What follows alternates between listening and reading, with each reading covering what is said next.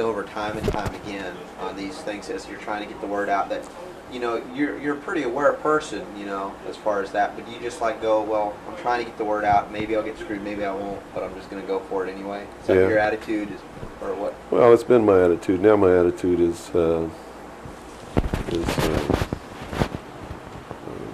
I just don't want that to happen anymore, you know. Mm-hmm. So I'm very reluctant to believe what anybody tells me anymore. Right. But have you developed an intuitive sense, perhaps, now? I mean, because you know how that can do. It can start shutting you down from certain experiences or certain places where you might need to be. That's true, and to a certain extent, I have an intuitive sense of where somebody's coming from, but it doesn't always work. Uh-huh. You know, that's what makes a con man a good con man, is that you get the perception that they're telling you the truth. Okay. And so someone who's really good at it, right, can snow you. Mm-hmm. Or me, anyway. I don't know about you. Hold on 1 second. Let me grab my...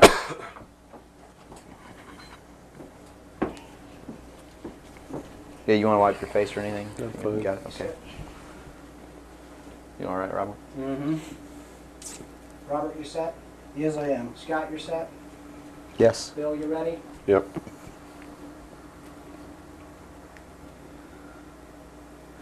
Bill, well, thanks for agreeing to the interview.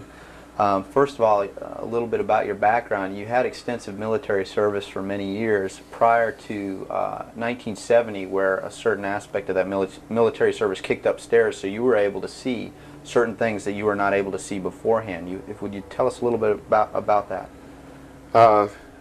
It actually started much longer in my past than that. I was reared in a military family. My father's an Air Force colonel. He's retired now. He was a command pilot. And as a child, I remember sitting around I remember the pilots at our house sitting around the kitchen table talking about their exploits in the cockpit and what they had seen in the skies. And some of that talk involved UFOs and what some of them called Foo Fighters. And I traveled all over the world, lived on military bases for most of my life. I was really an indoctrinated individual, you might say. I was as establishment as you could get, as gung-ho, pro-government, pro-America, pro-military. And that's why I went into the military, because that had been so much of my life.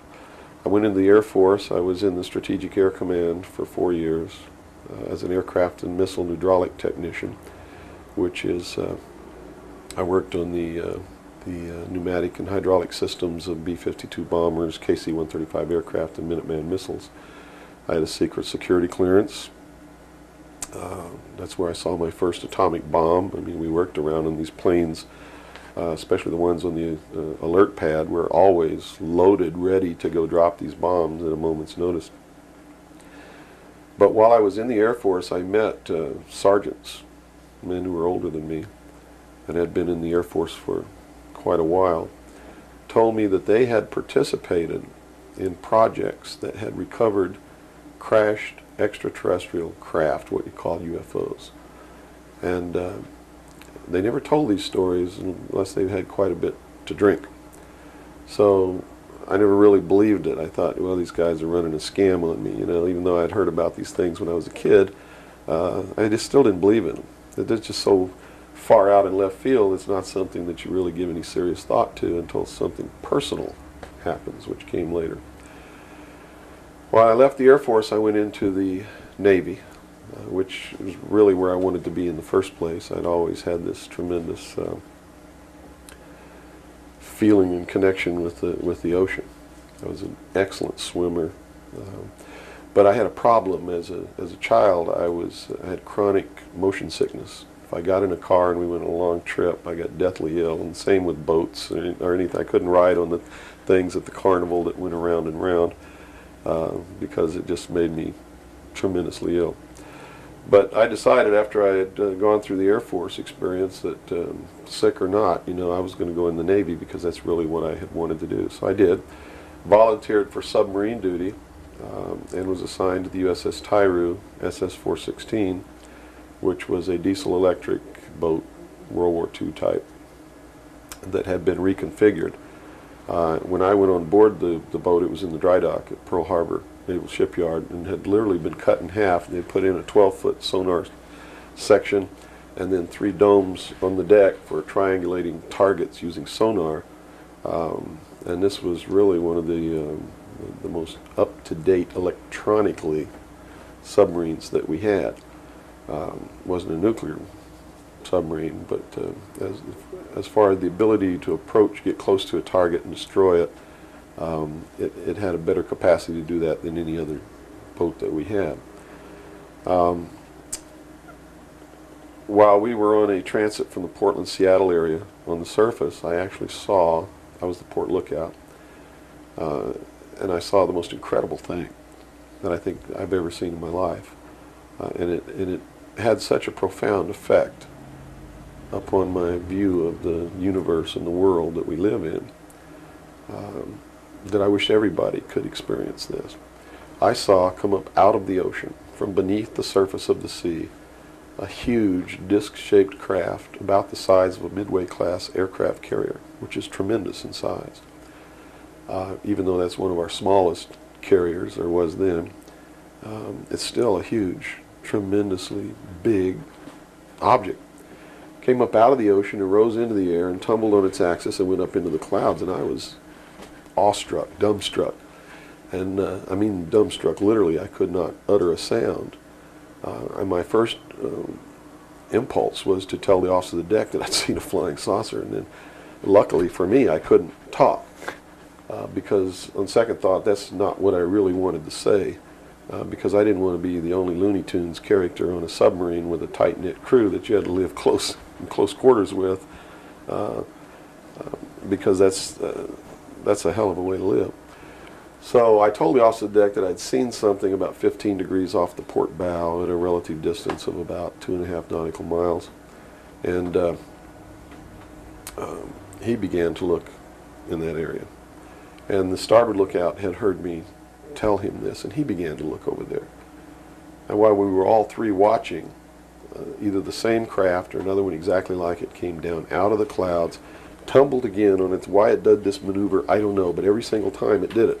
It's like it came down in this attitude, and then it flipped over, and then entered the water. And the water just appeared to open up in front of it. It's just like the account in the Bible about the parting of the Red Sea. That's exactly what happened. The sea actually parted, and this thing went into the water, and then it closed up behind it.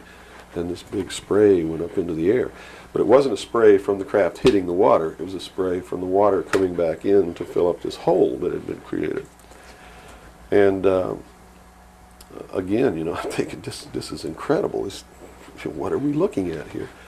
And it was metal. It was a machine, and it wasn't glowing or anything like that. It didn't have any lights on it that we could see. But it was obviously metal, and it was obviously a machine. And although I can't tell you that there was anyone inside of it, I believe that there was. And it did something that,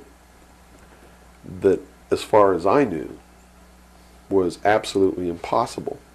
I'd been in the Air Force. I'd worked on the state-of-the-art of our aviation capabilities.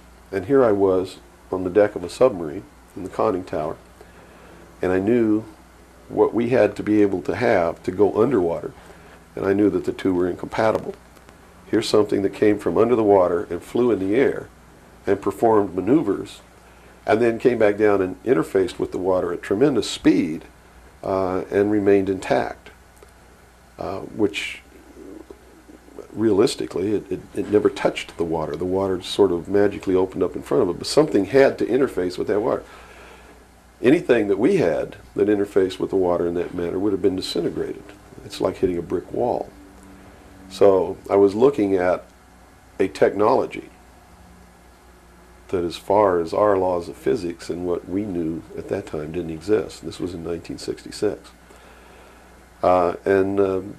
Ensign Ball was as shocked as I was. He called the captain to the bridge, who came up with the chief quartermaster, who brought a camera. And we all stood there and watched this occur over and over again for about 10 minutes. And I still to this day don't know if it was the same craft or a whole bunch of different craft going in and out of the water. But it seemed like that there was a hell of a lot of traffic on that freeway right there.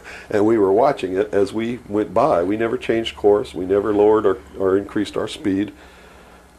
We made no attempt to communicate or signal. We made no attempt to get closer. And eventually, it just stopped. We were told not to discuss it with anyone, not even amongst ourselves, which was incredible. I never had been told anything like that in my life. You know, you can't talk about something. And to be told that we couldn't even talk about it amongst ourselves was even more extraordinary, I thought. But we didn't. We didn't talk about it. When we got to Pearl Harbor, all the time the chief quartermaster was taking pictures of this. So I know photographs were made. What happened to those photographs, I have no idea. But when we reached Pearl Harbor, we were not allowed to go ashore to go on liberty, even though we didn't have the duty. And about 2 hours after we berthed at the submarine base, a commander from the Office of Naval Intelligence came on board and debriefed each one of us individually in the captain's stateroom. And the ultimate outcome of the debriefing was that we didn't see anything, we didn't hear anything, and we had to read rules and regulations that told us that if we ever talked about what it was that we didn't see, that we could be imprisoned, we could be fined $10,000, we could lose all pay and allowances due or ever to become due. And I learned at that moment that the United States Navy didn't want anybody to know about what we saw, and that severe consequences could come down around the neck of anybody who did. And that was when I understood fully that, yeah, there's a real cover-up. These things do exist, number one, and at least the United States Navy doesn't want anybody to know about it. And there's stiff penalties for anybody who bucks that. Mm-hmm. Moving forward a few years from, what, 1966, I believe, you gained a special security clearance that revealed to you certain documents, or were revealed to you, or that you saw, yes, relating to this very cover-up. To this and many other things. I was eventually trained by Naval Security and Intelligence, and I was given a secondary NEC, which is Naval Enlisted Code, which was 9545, which is Internal Security Specialist. And an internal security specialist is someone who protects classified information, and protects areas, so to speak. And I had a specialty, which I was trained in, which was Pacific Area Intelligence Briefings. And I was eventually assigned to the Commander-in-Chief of the United States Pacific Fleet, who was Admiral Bernard Clary at that time, and served as a member of his intelligence briefing team. And basically all that means, we really had a wonderful job. You come in about 4 o'clock in the morning and you go through all the message traffic and everything. And what you do is what we did was we prepared an updated briefing on everything that was happening in his half of the world, which he commanded the naval forces and marine forces, as a matter of fact. And put all this together in a briefing where we would update him on ongoing operations, brief him about operations that were scheduled to begin, political situations, deployment of Soviet forces, naval forces, everything. And after the briefing was finished, between 8 and 10 o'clock in the morning, then we were done, we were finished. So it was what you call fat cat duty or gedunk duty in the Navy. It's got all different kinds of names. It's just really a wonderful job. Now, to be able to function in this job, I had to have a security clearance, which gave me access to the information that I had to need to know to help prepare these briefings. And when I first was assigned to the command, I was attached to the OPSTAT office under Lieutenant Commander Mercado, which was operational status reporting, and while I waited for my security clearance. And it took 6 months to get it. What I eventually ended up with was a top secret Q clearance with an SCI attachment, which means sensitive compartmentalized information, and there were no blocks. In other words, there was nothing confining me to only certain compartmentalized information. I had access to whatever the admiral and his staff had access to, because we had to prepare briefings and brief these people on all of these things. And I'm sure that at first I was tested and wasn't shown a whole lot, but eventually when they began to have confidence in me, I began to see things coming across my desk that were just absolutely incredible. And a lot of it is really hard to talk about because it's so far outside the normal concept of reality for the average American that they're going to find a hard time believing any of it. Mm-hmm. But I saw documents that were labeled under the classification top secret, and the compartmentalized, the compartment that was put into was called Magic, M-A-J-I-C, mm-hmm. Which told me that UFOs are real, which I already knew. I'd seen one. Right. But this went farther than that. It told me that they were extraterrestrial in origin, that there were 4 different extraterrestrial species or races visiting this Earth, and that they had actually entered into an agreement with the United States government with one of these species of alien beings to exchange technology, and it told me all the projects that was underneath this. Project Red Light was actually the testing of extraterrestrial craft. Project Plato was a diplomatic project. Pounce was the recovery of technology. Pluto was the application of that technology to our own secret space program, not the public space program. There are 2 different space programs. One is what the public gets to see, mm-hmm. Which is overseen by NASA, and the other one is a secret space program that nobody gets to see, which is really overseen by the Navy Department under specialized compartmentalized black projects. And what these people are doing in secret is just absolutely incredible.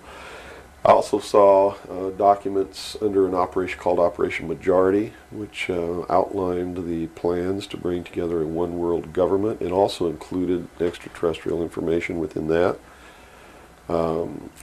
Project Grudge, which was the second project. First was Sign, and then Project Grudge, which contained all of the extraterrestrial information up to a certain point. I forget the year cutoff.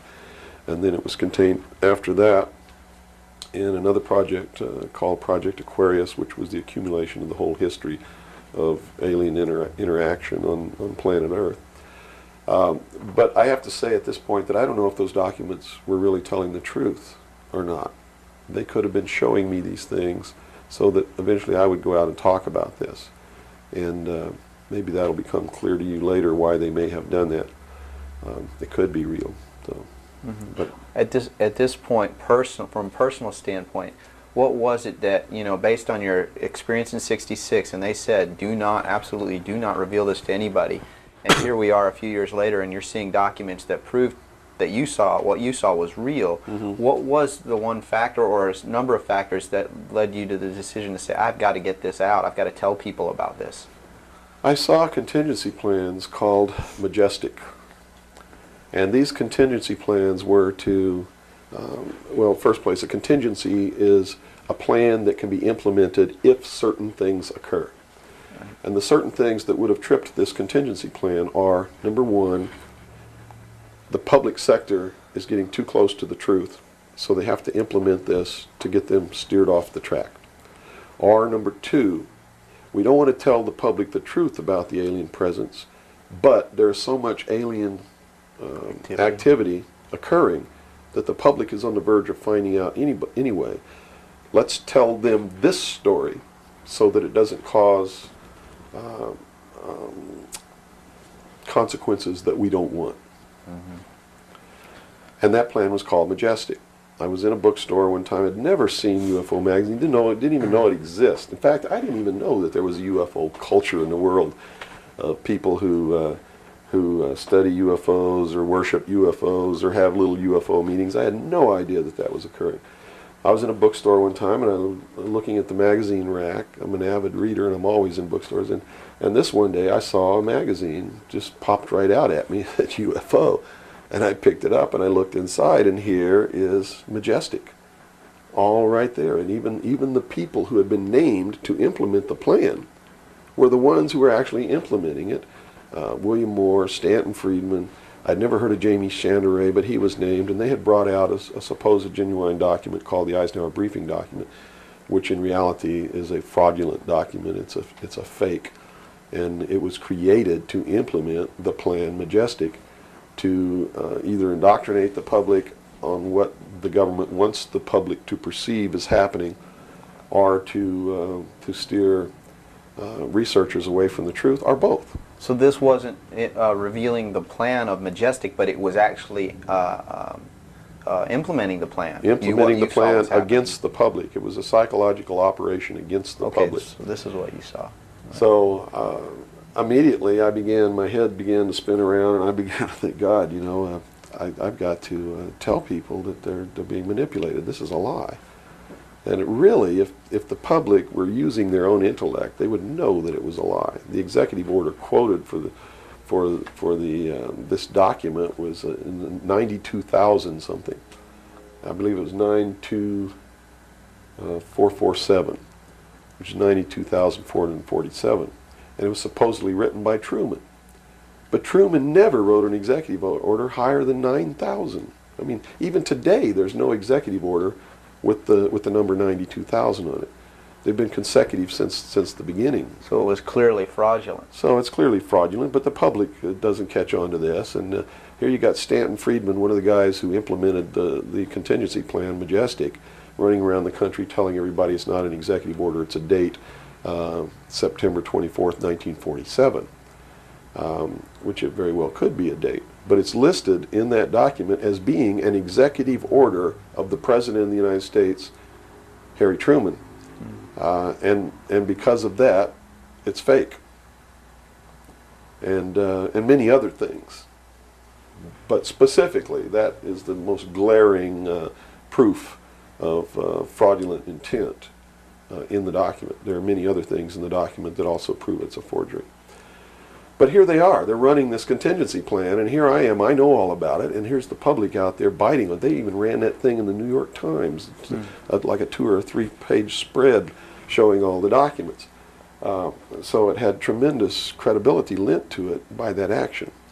And so I decided that I had to tell the public and get people on the right track, which is, the right track is don't believe anybody. Okay. Don't believe me. Don't believe George Bush. Don't believe anyone. You got to go out and you got to get proof in your hand before you can believe anything. And to do otherwise today is the biggest mistake that anyone can ever make. You begin believing people, putting your trust in them, that they're telling you the truth. I guarantee you're going to take a ride on a roller coaster you don't want to be on. Mm-hmm. Now this controversy, and I say the very understatement controversy. Yes. It also is now extending, based on some things that you're revealing, into the Kennedy assassination.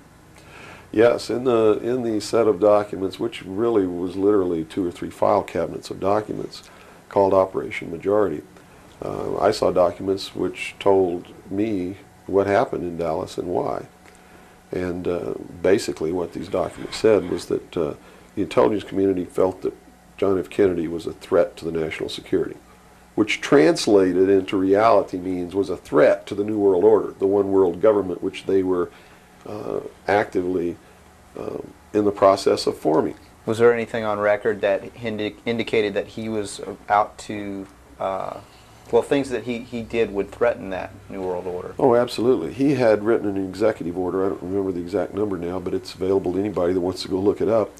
He had written an executive order ordering the printing of United States notes, which would have broken the back of the Federal Reserve, which is one of the major instruments of propelling the United States into the New World Order by destroying our economy, the basis upon which we live, the basis upon which our whole society is founded. is being ripped right out from under us. That was one. Number two, he refused to provide air support for the invasion of Bay of Pigs, which ensured that that would be a failure. He had threatened publicly on several occasions to disband the CIA and scatter it to the thousand winds. He had ordered, in the documents that I saw, he had ordered the intelligence community to prepare a plan to disclose the truth about UFOs to the public.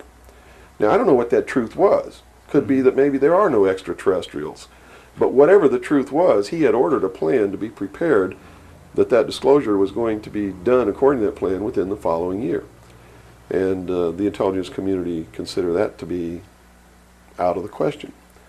And according to the documents that I saw, his assassination was ordered by the policy committee of the Bilderberg Group, which is really the secret world government, and was carried out by agents of Division 5 of the FBI, the Secret Service, the Central Intelligence Agency, and the Office of Naval Intelligence, of which I was a part, in Dallas.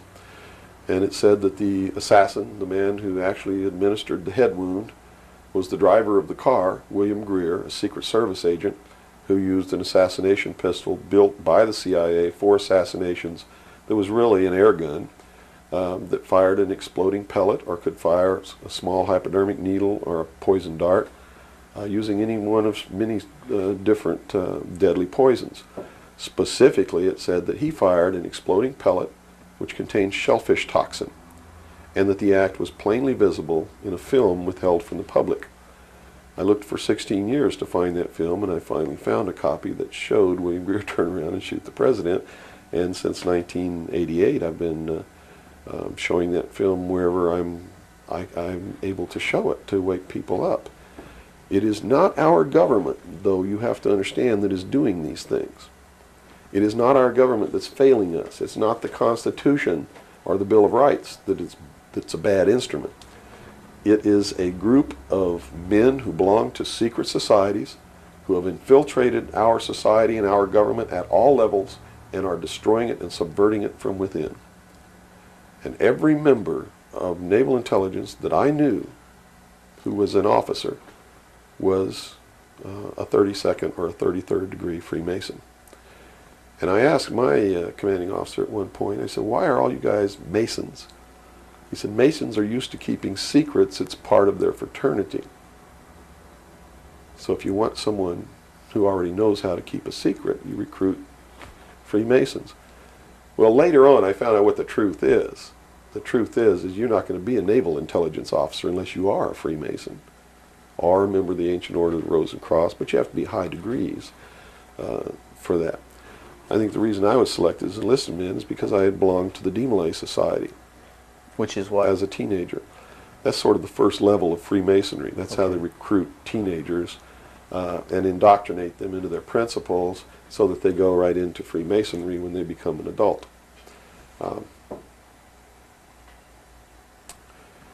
So basically that's the story. Yeah. Okay. Well, based on the information that you're revealing, which would seem to be equally or if not more of a threat than what Kennedy was originally planning on doing, this is actually revealing the underlying cause of all of this.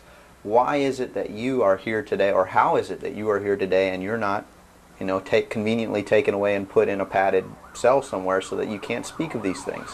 Well, I really don't know the true answer to that question, because you would have to ask them to find out why they haven't done anything. But I can tell you this. I began to reveal information in 1976, and I was physically attacked on 2 occasions. My skull was caved in. That's what all these scars are here. On the second attack, I lost my leg. They visited me in the hospital. They had no intention of killing me. They were delivering a message to me. Shut up. And that was the message that came through loud and clear. And 2 men who identified themselves with identification cards who belonged to the Defense Investigative Service, which is really the Defense Intelligence Agency, asked me if I was going to shut up or they were going to have to do it right. And I told them, I said, you don't have to worry about me. I'm going to be a good little boy for the rest of my life, and yeah, I'm going to shut my mouth. And I did for 16 years, kept silent until I saw this UFO magazine in a bookstore, which indicated that they had implemented the contingency plan called Majestic.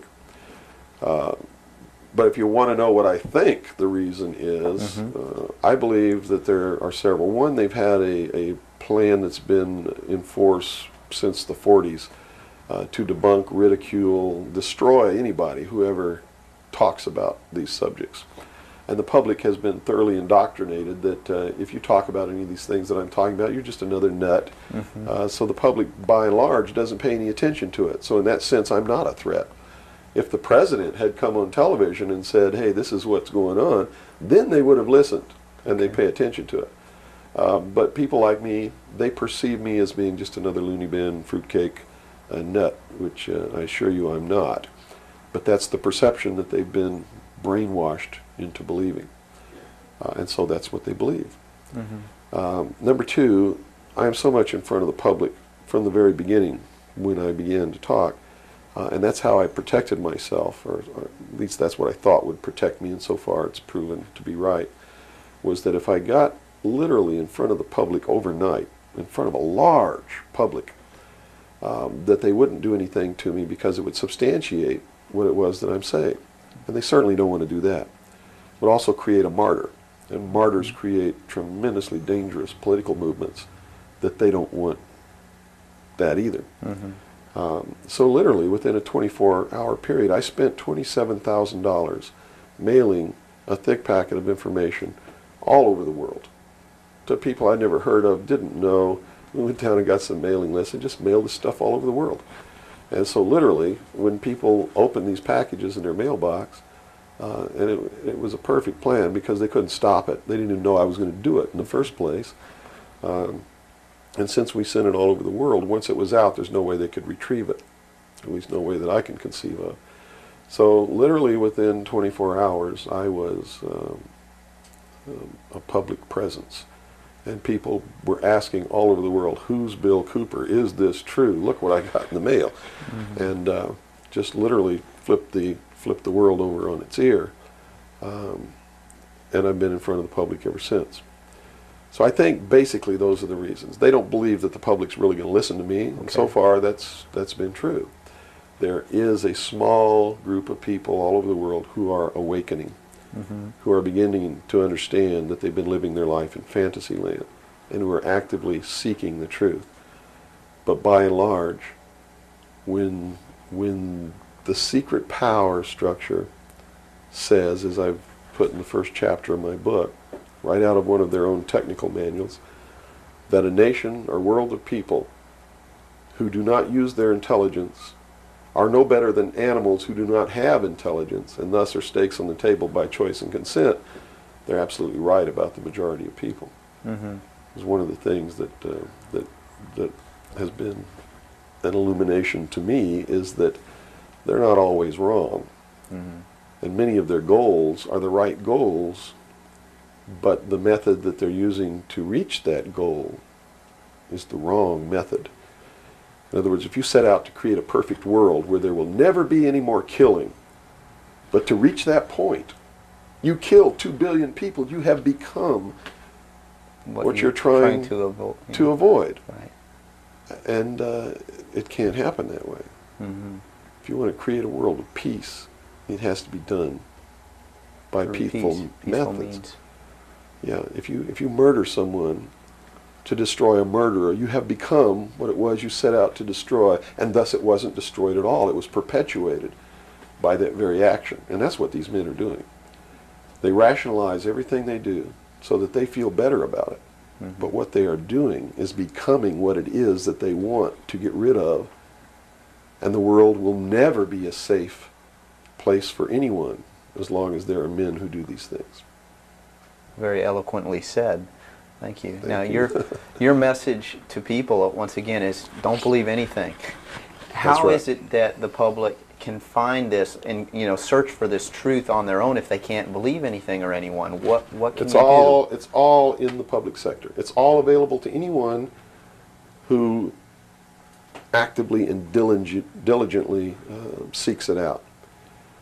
Everything that's in my book, Behold a Pale Horse, is all Everything in here, all the documents that are in here, Mm-hmm. everything that's in this book is in the public domain. Can be substantiated. Yes, and I intentionally wrote this book not using anything that wasn't available to the public to show people that, yes, if I can find this information, so can you. I have tons of stuff that's not available to the public. But as you can see by reading this book, you don't need that stuff because it's what you need is available to you. Public libraries are overflowing with the proof of what's really going on in the world, but nobody really utilizes it to the extent that they're able to pick this out and put it together. Another thing I've done for people is I've put it together for them so that they can see the overall picture rather than looking at small things and thinking that it's isolated. Nothing is isolated. It's all part of a big puzzle. Mm-hmm. And the puzzle is coming together, and when the puzzle is assembled, it's going to be a one-world totalitarian socialist government that nobody's going to like except the people that are running it. It's Hitler all over again. And the rationalization is we're going to create the world without war. A utopia. The utopia. But they will never create that utopia because they're not dealing with the problem that makes them want to create it, and that is the inherent flaw in each individual human being that makes us do the things that we do.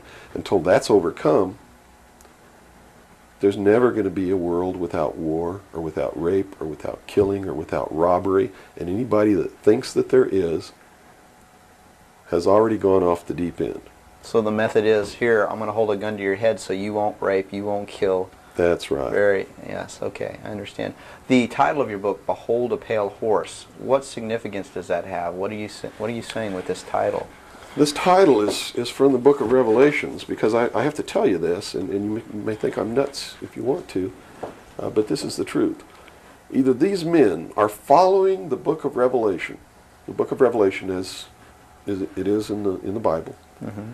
They're either following it, just like a plan, and bringing the prophecies in there to pass to manipulate and control those who believe in those prophecies and neutralize them, so to speak. In other words, if this is written in the Bible and God has ordained it, who am I to resist? It must come to pass, so I'm not going to try to stop it. Okay. What a perfect way to neutralize the opposition right off the bat. Or there really is a God, and what he said was going to come to pass is coming to pass. And I named this, Behold a Pale Horse, from chapter 13 of the book of Revelations. The fourth horse, the fourth horseman of the apocalypse is the pale horse. And I looked, and behold a pale horse, and his name that sat upon him was Death. And hell followed with him, and power was given unto them over the fourth part of the earth, to kill with sword, and with hunger, and with the beasts of the earth. And that is taking place now today. The fourth horseman is riding across the world now. That's what AIDS is all about. That's what all these little brush fire wars all over the world are all about. That's what's happening. That's why cancer cures are suppressed. Is because they fully intend to kill a minimum of 2 billion people by the year 2000. AIDS is an invention of man. It is not a natural disease, and it has been implemented and placed into the population as a population control. And when they did it, they had the cure before they did it. Mm-hmm. And when they deem that enough people have died or been killed, they will say, we have a cure for AIDS. And everybody will be called to report to some place to get an inoculation, which is going to do two things. One, it's going to stop AIDS in its tracks. And number two, it's going to implant a device which will be able to be used to track each individual person and maybe even to control those people. And that's what the pet implant program is all about. It's not about finding lost pets. They don't give a damn about pets, and they would never put a satellite in orbit to find a lost pet, but yet there's a satellite up there that they're using to find pets that have been implanted with these devices. They're testing this program on pets that's going to be used in human beings. And in the Los Angeles Times in 1989, they ran an article. It was 10 forecasts for the coming decade, was the title of the article. I have a copy of it in my research center. And number 5, I believe it was number 5, in those 10 forecasts for the coming decade was chemical or electronic implants to control individual behavior on a 24-hour basis, unquote. So it's not hidden at all. It's there for anybody who wants to look. But nobody's looking. Nobody's looking. They believe, and I believe that they're right, that the biggest danger to mankind right now is man himself, population. A study in 1957 told them that by 1990 the world population would double in 33 years. Can you imagine that? The world population of human beings doubled in 33 years. Mm-hmm. And they knew that it's an exponential doubling throughout history. Every time it's doubled, the interval has gotten shorter. So that was 33 years. The next doubling will take place in approximately 28 years. The next one after that, approximately 24 years. Can you imagine if the world population doubles again in 28 years from 1990? In other words, in the year 2018, the world population doubles. And we're having problems with food supplies and timber and clean water and clean air now. And then after that, it doubles again in another 24 years. That's why they created AIDS. Because they didn't want to have to go around the world and say, you, and you up against the wall, you've got to die today. And shoot them. They did it in a manner to where they could target what they consider to be undesirable populations. And I want it very clear that I don't agree with them on this. They specifically targeted blacks, Hispanics, and homosexuals for complete eradication. And AIDS is really going through those populations, and it's really doing a number on blacks, Hispanics, and homosexuals. That theory has made news. I've heard that before, and, well, and this it's been isn't a debunked theory. very clear by the public, saying, "Oh, that's ridiculous." But you're saying that that may indeed be the case. It's not ridiculous. I actually saw this in documents, and the project name was Project Naomi. MK Naomi was the name of it. It was a CIA project. The AIDS, whatever causes AIDS, whatever that turns out to be, according to those documents, was developed at Fort Detrick, Maryland, under a CIA project called MK Naomi. It was financed by $10 million for the Department of the Army's biological warfare programs. It was carried out, supervised by the CIA, carried out by scientists who worked for the Special Operations Division of the Department of Defense. And it's doing its job. And would you assume if AIDS doesn't work, there's a contingency plan for that even? Well, I think that they have other things out there working concurrently. One thing I've learned about these men is they don't just do one thing. In case the public discovers what they're doing, or discovers that somebody's doing, whether they know who's really doing it or not, and stops it, what they have running is several concurrently running plans, so that if one or two fail, the other ones are going to take care of the problem. It sounds pretty hopeless. I mean, based on that scenario, is there anything, any uprising or what? Yeah, there is, but it requires that people wake up. It requires that they really learn the truth instead of live their life in fantasy land. You see, because nothing can exist without the consent of the people. Unless they buy it, it's not going to happen. And all of these plans lead to the public's ultimate acceptance of what they're going to do. In fact, they're designed to make the public ask for it. For instance, the burning of the rainforest in Brazil. I know people who are just up in arms. Stop this. We got to stop the burning of the rainforest, which is exactly what the burning of the rainforest is designed to do. Because Brazil is a sovereign nation, right? How can you tell a sovereign nation to stop burning its own forest? You can't. What they're asking for is control over a sovereign nation by a world governing body who can then send troops, a police force, to make Brazil stop burning the rainforest, and that's why they started the burning of the rainforest in the first place. You see, they went down there and they built a road across the Amazon jungle that went nowhere. There was no reason for this road to be built. There was no place to go. It doesn't go from here to a city on the other side. It just goes across the jungle and ends. And they built this road, on purpose, because they knew that most of the people in Brazil are so dirt poor that they would see this road as the answer to their prayers. Free land, free timber, a way to support their family, a way to become wealthy, or at least more wealthy than they were, which was no wealthy. Mm-hmm. And that's exactly what happened. Millions of people headed out down this road and staked out some land and burned the forest and tried to grow crops. And they found that rainforest is no good for growing crops. It'll grow one crop, and then you got to go burn more trees and plant another crop because the soil is poor. And that's what's happening. Mm-hmm. And that's why the forest is being burned. And it was done intentionally to create the scream of stop burning the rainforest, so that then they could offer the solution.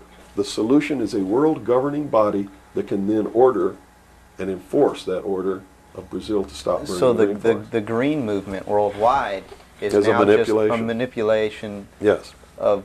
Now it's been proposed time and again too that big business is behind things like this, and that would represent a capitalist approach. But what you're saying is we're heading toward a socialist approach based on this scenario. You have to understand the difference between capitalism, socialism, communism, what all of these things really mean.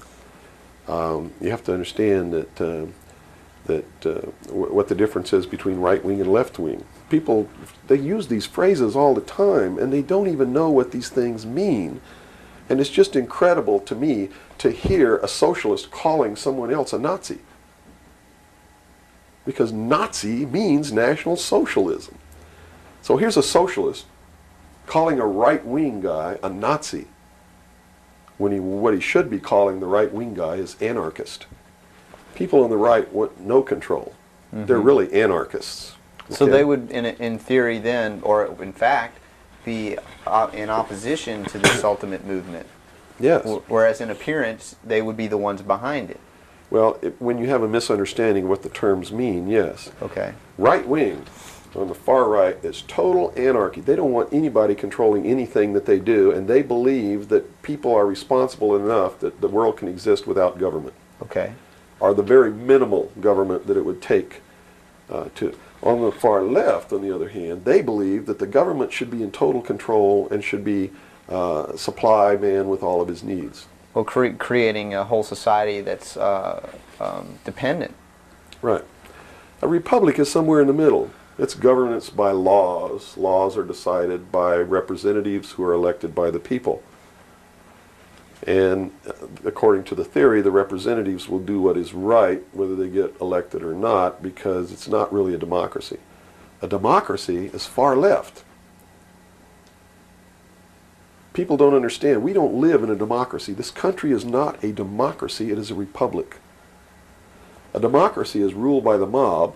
The mob always votes themselves every kind of benefit that they can vote themselves. And whenever you do that, it means large, tremendously overpowering government in control. They vote themselves into dependency. That's it. They Okay. vote themselves into a dictatorship is what they do, where they lose all of the benefits that they intended to vote themselves into in the first place. Okay. And democracies are extremely dangerous to minorities, because if the majority of people don't like you, Right. they're going to vote that they kill you, and they can, that's it.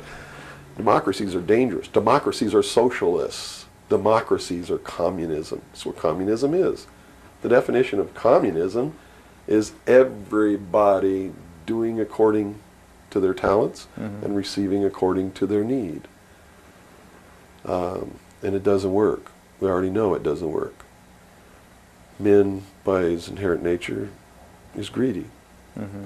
So those at the top always end up having everything, and those at the bottom end up having nothing in communism.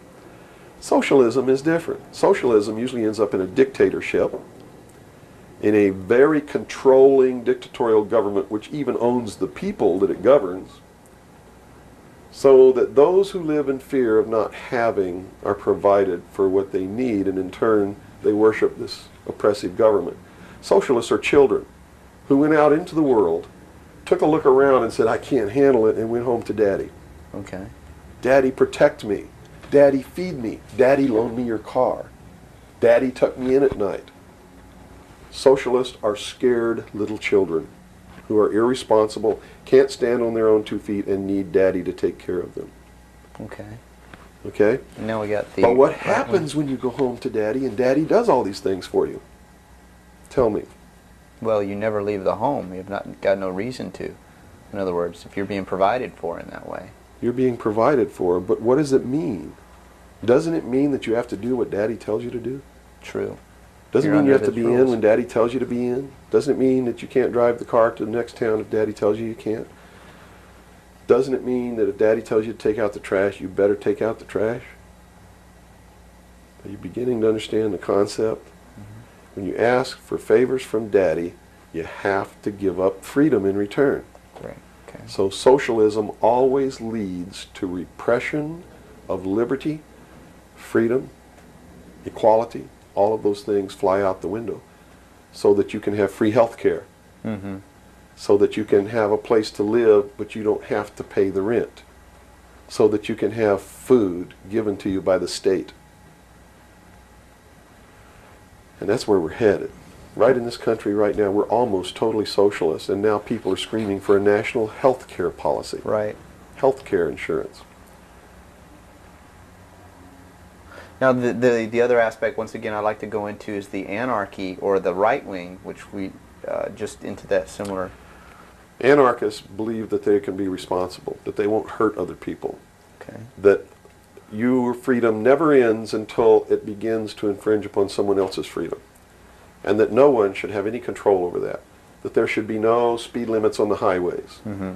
The problem is that, again, just like on the socialist side, you have people over here that are human, and human condition means that ultimately somebody's not going to be responsible, that they're going to drive too fast when they've had too much to drink, and they're going to kill innocent people. The answer is a balance. You know, the law of the universe says this. It's a law of physics, really, and everybody can understand it. For every action, there is an equal but opposite reaction. There can be no good unless there is evil. There can be no man without a woman. Do you understand Right. the concept? Based on that, the theory of a utopia here on Earth is corrupt right away. Absolutely. It goes against the laws of physics. It goes against the law of the universe that there must be two opposing forces all the time in every instance, because that's what makes the universe work. Mm-hmm. That's what makes everything work. What we need to do is stop trying to go way over here and establish some utopia of freedoms, or way over here to establish some repression of freedom so that we make sure that we got something on the table to eat. Mm-hmm. And strike a balance between the two that works. And stop withholding information. What makes it difficult for anyone to succeed or live, or for us to really come together and have peace in this world, are all of these people who think that they are the guardians of the secrets of the ages, and have only them have truly mature minds, so only them are worthy of knowing the secrets and the real science and the real metaphysics and all of these things. So they repress it and they keep it secret, so the rest of us live out our lives and we don't know the truth of what life is really all about.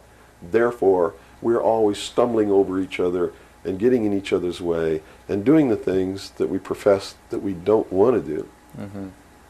simply because we don't have access to the truth.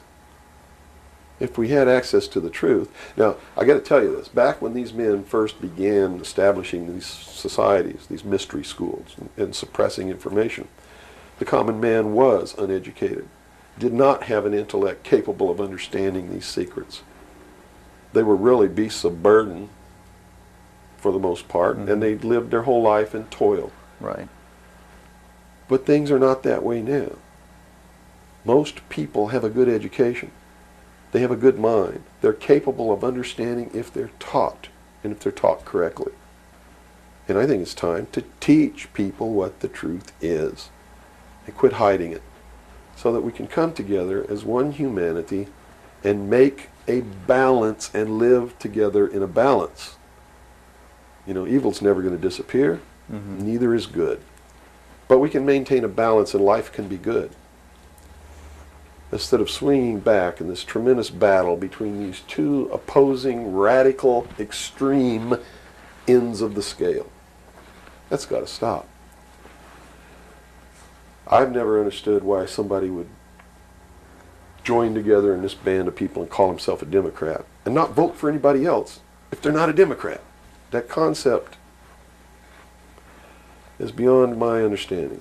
And Republicans and Libertarians and Populists and Communists and Socialists and this and that, and blacks and whites and Indians, and there are so many sects and groups and segments, and we're so fragmented that getting together is going to really be difficult. But we've got to do it. Because if we don't wake up and do it ourselves, these men who meet in secret and plot the manipulations are going to do it whether we want it or not, and they're going to do it at the point of a gun. And they're going to take away everybody's freedom because they don't consider us responsible, Capable of having that freedom. are capable, are even of using our intellect. So they'll put us in shackles and control us and force us to be peaceful. That's what the plan is, and that's what the New World Order is all about. Well, we've run from UFOs right to this, and at first a person might watch this and say, "Wow, this is really strange." But where we've come down to, based on that beginning, is quite in the realm of common sense. Well, it's not strange at all. It's what they've been trained all their life, that if they hear these buzzwords, they're listening to some loony idiot talk and it has no substance to it. Once they get into it, though, and begin to understand that everything is interconnected, it's leading us toward one end, a one-world totalitarian socialist government, and begin to see it coming to pass all around them in their life, and understand that nothing happens by accident. It's been planned for many years. Then they begin to understand that UFOs play a big role in this. Because if they're real, it's the most significant thing that's ever happened in the history of man, and may be the driving force behind locking up the human race. Because how could a UFO land in a place like Macon, Georgia, and somebody who doesn't look like us get out, and walk down the street? And I'm not trying to insult the citizens of the state of Georgia. What if they landed in Newark, New Jersey, and got out and walked down the street in a society that kills people because they sit in the wrong seat on a bus?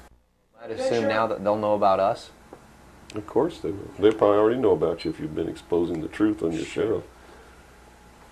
Would you assume that our phone lines would be bugged at this point? I don't know. I doubt it.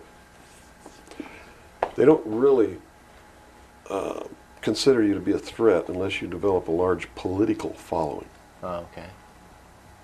So, unless you have a large political following, you're not considered to be a threat to them. Not yet. Okay. Because they figure that the people are too stupid to listen to you anyway. And generally, they're right. So we're in the process of educating people then. Yeah. It's the best thing. Education is 60 or 70% of the battle. Yeah. Because people automatically begin to do the right things once they learn what the truth is. We're Robert, educated you to it. set?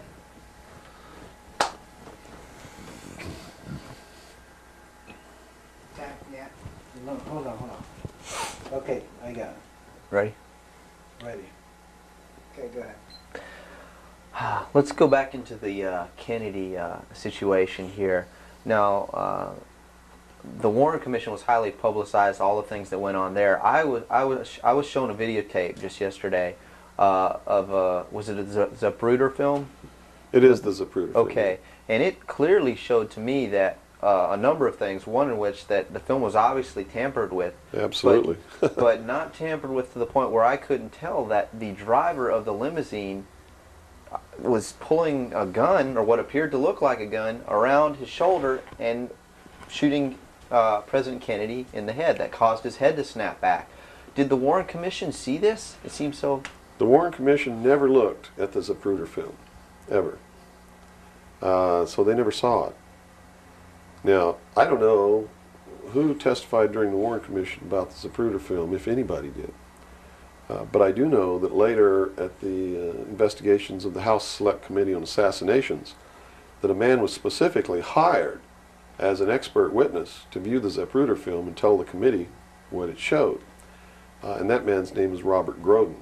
He wrote High Treason, which is a bestseller out now on the Kennedy assassination. And he was one of the many so-called technical experts for the making of Oliver Stone's film called JFK. He's also a fake, a fraud, a traitor, a liar.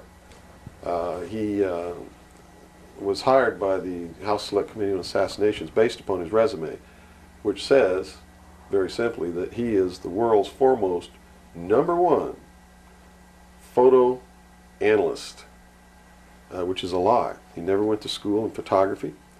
He never was a photographer. He never was a photo analyst. And I got to tell you right now that the world's #1 foremost photo analysts are all come out of the military intelligence community, who are trained to interpret high altitude photography and learn what really is there. He never served in that capacity either. He looked at the Zapruder film and he told Congress, he told the committee in testimony, he testified both in written and in verbal form that William Greer never took his hands off the steering wheel. And that's a blatant lie. I mean, anybody can look at the Zapruder film and see that William Greer takes his hands off the steering wheel. And even if you couldn't see it, if they cut out the frames, you can still see that William Greer, if this were the seat of the car, is turned all the way around with his right side against the rear cushion of the front seat, looking directly at President Kennedy in this attitude, and it is a physical impossibility to have both hands on the wheel in that attitude. So we know that Robert Groden, #1, was not who he said he was, had no expertise to be doing the job that he was hired to do. #2, even if he had no expertise, it is plainly visible in the film that William Greer could not possibly have had both hands on the wheel. So we know that Robert Groden didn't make a mistake. We know that he intentionally lied to deceive Congress and thus the American people. And what's real strange about it is he's been very active in the research community, supposedly exposing the assassination of President Kennedy. But if you look what he does, he is constantly coming up with new theories, supposed new evidence, most of which is fake. And in his book now, High Treason, he makes a statement that Kennedy was probably hit from the front and the rear at the same time. His job is to keep the American people confused and propagate the lie that our government is no good, that it's our government who assassinated John F. Kennedy. And I'm here to tell you, it wasn't our government. It was the secret societies known as the Illuminati, the Knights Templar, the Freemasons, who assassinated John F. Kennedy. And the proof is right there for anybody who wants to see it. William Greer was a Freemason, #1. He was the Secret Service agent who shot Kennedy. #2, in Dealey Plaza, there's an obelisk, a monument commemorating the location of the first Masonic temple in the state of Texas. Dealey Plaza is on the 33rd parallel, which is one of the sacred numbers in Freemasonry. He was assassinated in a manner that assured the greatest flow of blood, which is called blood atonement, which was practiced by Freemasonry in the early days and supposedly is not practiced now. But in reality is the method of choice of execution, trial and execution by Freemasons. The Bilderberg Group that orders his execution is the Supreme World Council of Freemasonry and consists of 39 permanent members, which is 3 times 13, which is also the exact number of men who signed the Constitution. 39. You see, our forefathers were also members of this secret group, and this country was founded to bring about the New World Order. And it's all in the Great Seal of the United States, which was, and that the design of the Great Seal was made law in 1782.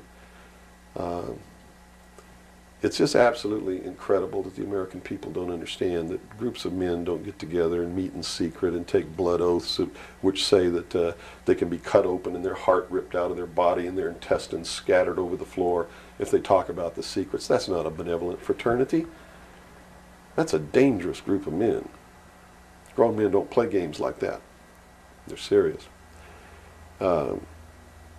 It's the secret societies who are bringing about the New World Order. They're the ones who killed John F. Kennedy. There's nothing wrong with our Constitution or our Bill of Rights. But Americans are going to be convinced that our government sucks. And that's what all this stuff is all about. So at the beginning, the founders of this country actually did create what was I guess you could say, an above-board good government basis for a good Oh yes, government. they gave us every tool to ensure the success. But it was an experiment, you see, because man had always claimed that he could rule himself, but had never been allowed to do that. Even in ancient Rome, they call it a democracy. The man didn't rule himself. He was ruled by other people who made man think he was ruling himself. But the truth was, a Roman centurion could march down the street and grab anybody they wanted to and make you do whatever they wanted to, or just execute you on the spot. And that was the truth of the matter. Those weren't free people. In the history of the world, there had never been a people who were truly free or who truly ruled themselves until the United States of America was created as a republic by which we ruled ourselves through elected representatives whom we sent to the State House, either in the States or to Congress, to do it. They also gave us every tool by which we would destroy ourselves if we weren't capable of doing it.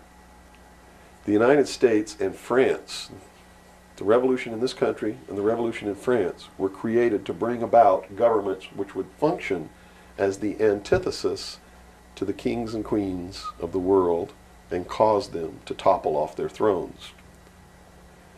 It also gave man a chance to prove once and for all whether he could rule himself or not. And if he could, fine. That would be the New World Order.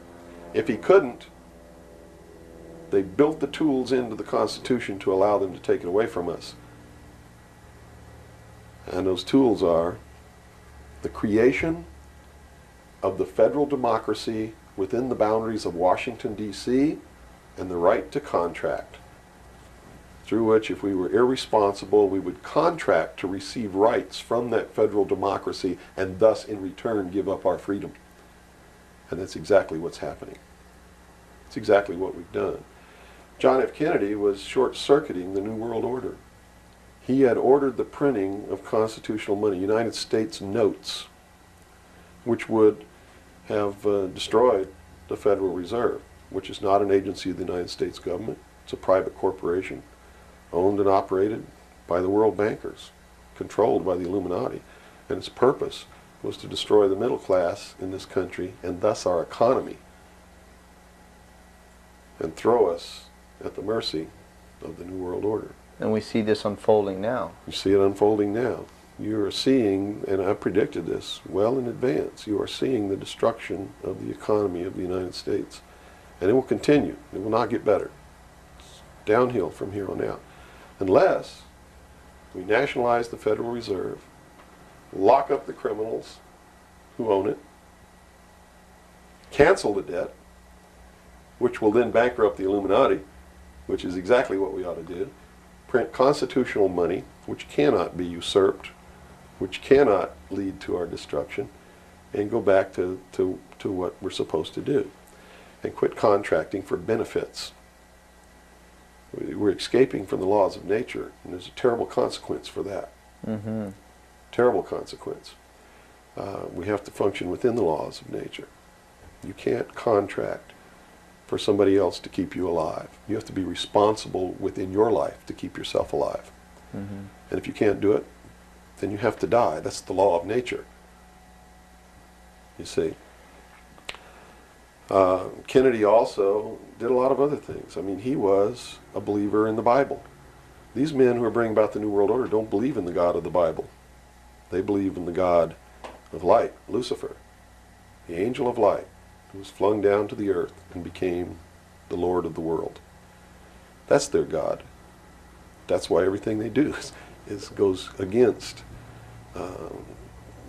what people know to be the right thing to do. They believe that man was held prisoner by a vindictive, cruel God named Jehovah in the Garden of Eden. And that Lucifer, through his agent Satan, set man free from the bonds of ignorance to which he was chained to the Garden of Eden, and thus brought the gift of intellect, wisdom, to man, and thus is the true benevolent God. And man, with his intellect and his wisdom and his knowledge, will create technology which will elevate man to the position of God. And all this is allegorical. Don't take the story literally. You see, because it's all allegorical. They believe that intellect, reason, is the light, is the true God, is what makes man God. And I'm not going to debate the right or wrongness of that, because who the hell knows? But I can tell you that they pervert whatever it is that might be divine about their philosophy by becoming what they profess They to want destroy. To destroy, yes. And so, in their zeal to bring about the New World Order, they destroyed the political will of the nation when they assassinated John F. Kennedy, which has furthered their goals, because it made a lot of people feel so helpless Right. that, God, if they can kill the president, who am I? You know, what can I do? I'm just one lonely, helpless person. So they quit voting. They abdicated their power. And, of course, through agents like Robert Groden and many others, Oliver Stone, they're being convinced that our government sucks, that our government is the problem, that the Constitution doesn't work, that the Bill of Rights aren't real. We're playing right into their hands, in other words. We're playing right into their hands, because there's nothing wrong with the Constitution or the Bill of Rights or our government. It's the people. You see, it's been infiltrated. And from within, they are eating at the heart of this nation like a cancer, this secret society. They are destroying it. They are subverting it. Our Constitution has not been allowed to work since 1945, and maybe even earlier. And they have been working behind the scenes to bring about a one-world, totalitarian, socialist government with the Communist Manifesto as its platform, through the United Nations, which was created by this nation, from an older organization called the League of Nations, which was the original foundation. And at the highest levels of our government, the Constitution's already been scrapped, and they are working under the aegis of the UN Participation Act and the United Nations Charter. Which says what? Which says that there are no rights, there are only what you call privileges. And privileges can be granted or taken away at will by the state. Quite frightening scenario. It's a very frightening scenario, and people better wake up to the fact that unless they wake up and do something about it now, there's only going to be one alternative. And that's either take up arms, restore the Constitution, and the blood will run in the streets of America, or reach down and put the shackles around your own feet and march off into slavery peacefully.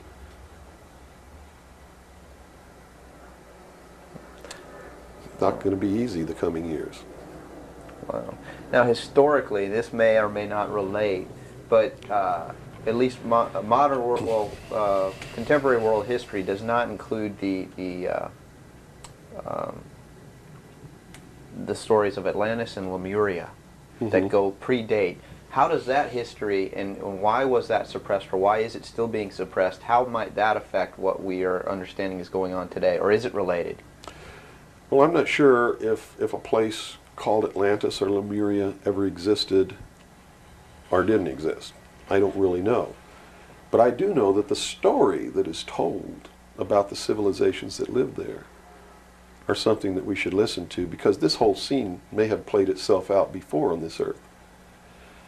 And if you understand the theory, which I believe has been accepted as fact now, of continental drift,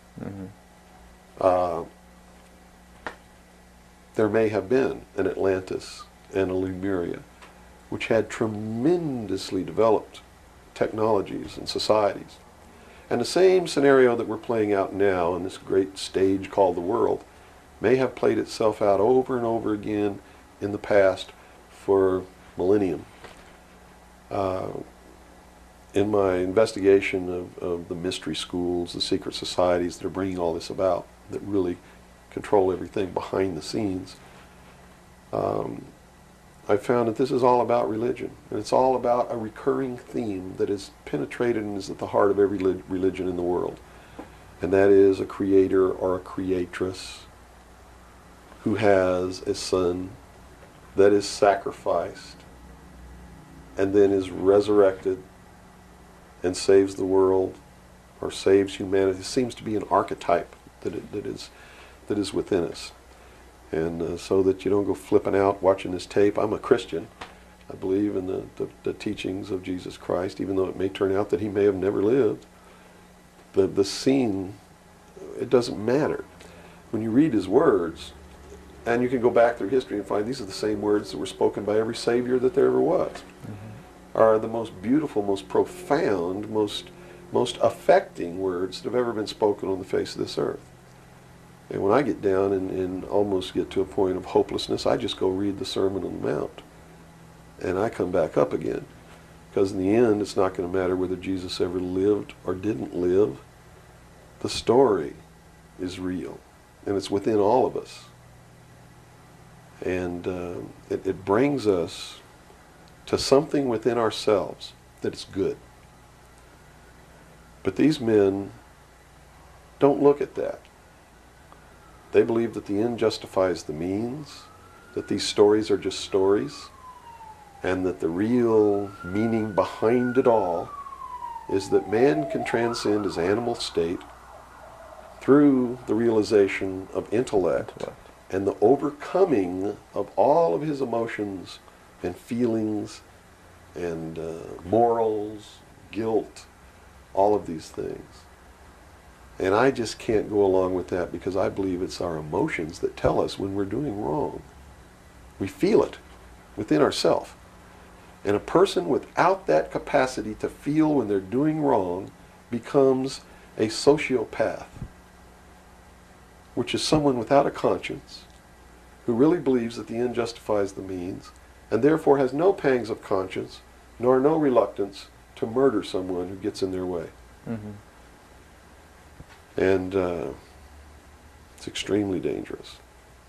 Now, do these people recognize the continuity of life? In other words, you have told me earlier that they're after physical immortality. They believe that through their technology, man will become God. With the power of reason, through technology, man will himself become God.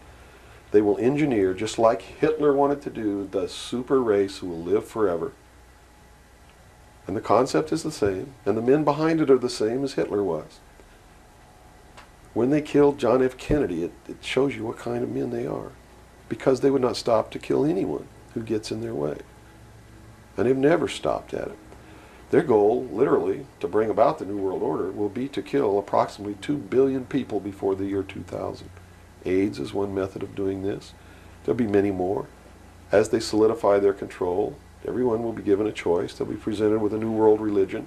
They'll be told to renounce Christ, renounce Buddha, renounce Muhammad, join the New World Order, join the New World Religion. If they refuse, they'll be executed. Very simple. And it won't bother them a bit. In fact, according to their belief, they believe they'll be helping these people. And in reality, they will. Because those people will transcend this physical state while they're prisoned here living forever. I feel sorry for them because those of us who will eventually die will transcend the pain and the suffering that goes along with this world. Mm-hmm. And they're so egotistical that they preserve whatever they do so that the diligent can find out what kind of men these men really are. For instance, the Kennedy assassination, I've been showing a film for 5 years that shows exactly who did it. I show you exactly where Oswald is on the film. He wasn't even on the 6th floor. He was standing in the doorway of the book depository building watching the motorcade go by. And it's incredible. At the same time, you said they would have everybody renounce religion. Yes. Have they as well been using it as a tool for their means? If you're a Christian, you'll be required to renounce Christ and join the New World Religion. Now remember I told you before, that no matter what your religion is or what you think, they are following the scenario in the book of Revelations to a T, right down to the last little bit. If you want to know what's going to happen in the future, if we don't wake up, and through the power of those, see, not one drop of blood ever has to be spilled, and no one has to ever put any chains on their legs or their arms, ever. If people just wake up and exercise what was given to us in our Constitution, the power of the vote, while we still have that power. So you say there is still a possibility for like one individual watching this tape to actually make a difference. You better believe it. How Yes. would that be so? Well, number one, learn what the truth really is. Get away from the fantasy that you've been living. Educate other people, those you know, your family. Once that begins to happen, it spreads.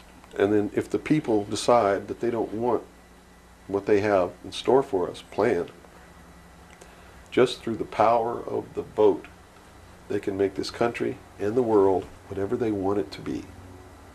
Whatever they want it to be. And there are no limits on that, except to understand that you can never make everything all right, and you can never make everything all bad. Both must exist, and we must maintain a balance. And we must become responsible. If each individual on this earth learned to walk in a divine state of grace, responsible for themselves, their family, their city, their state, their country, and for the world, And to the laws of nature. and to the laws of nature, and actively participate in solving the problems of yourself, your family, your city, your state, your country, and the world, there could never be a group of men meeting behind closed doors in secret that could ever control anybody. But by abdicating responsibility, by not walking in that divine state of grace, makes possible anyone meeting behind closed doors to bring about the world that they want. And the world that they want may not be the world that you want, or that I want, or that these people watching might want. If you don't participate, you can't complain. If you don't help cook the meal, you got no right to bitch about it. You got to sit down and eat what's put on your plate. If you don't like that, then you should have been in the kitchen helping to prepare the meal, helping to plan it, helping to prepare it, helping to serve it. If you want to sit on your butt in the living room while somebody else prepares the meal for you and decides what it's going to be and puts it on the table, it's too late to say that's not what you wanted to eat. It's too late to say it's not cooked the way you wanted it to cook. Well, that's very simple to understand. And That's right. You got to eat it because you have to eat to live. And I think that anybody can understand the meaning behind that little story. Okay, let's take a step back to the Kennedy thing now. So This is cut all back. about the Kennedy. Well, yeah, it is. But just specifically about, once again, I want to bring up the film as well.